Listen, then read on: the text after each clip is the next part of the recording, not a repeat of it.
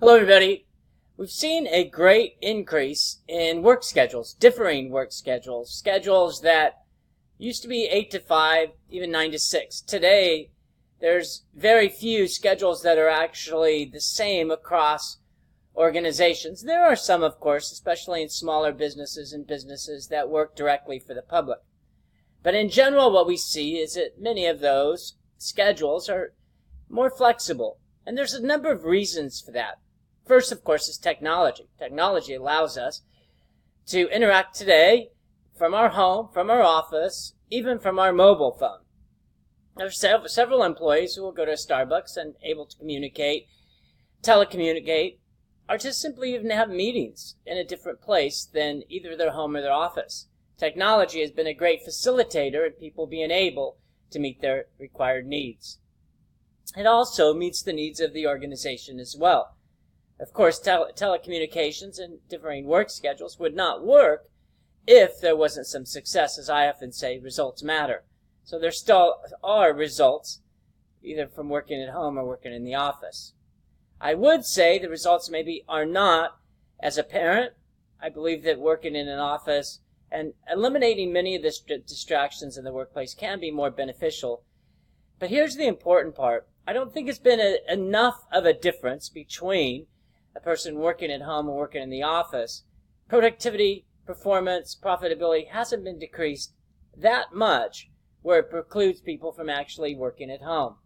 For that reason, we're seeing much more of differing work schedules. Second is the cost of office space. It's not just electricity or even desks.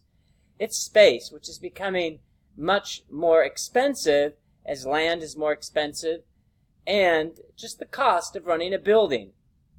Because of that, you can see that management organizations can have smaller offices or even combined shared offices and reduce their expenses considerably.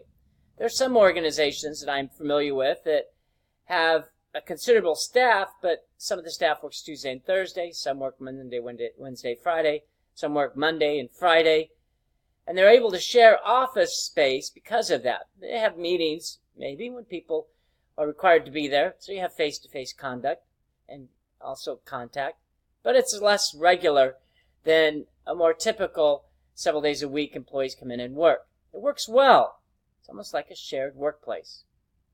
Third is the need for employees to meet their familiar and personal responsibilities. Especially with elder care, child care, two-parent income certainly is the norm. So you need somebody to take care of the children, you need somebody to take care of the adults, or you just have other responsibilities. It's becoming more common for employees to have two jobs, two part-time jobs, and because of that, you do need a much more flexible schedule. As a result, differing work schedules is going to be a competitive advantage if an organization can offer one to their employees. So we see a number of reasons why differing work schedules is becoming much more the norm rather than the exception. Certainly technology is allowed and aided that type of workplace. Cost of office space, just the cost of running a business is much more expensive, and if you can have some of your employees working at home, it can certainly save a considerable amount. And last, people have more obligations, and working a typical 8 to 5 job doesn't really fit in to those types of obligations.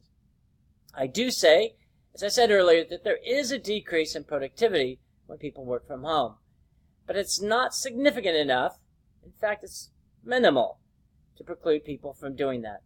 I wish you all the best. Thanks.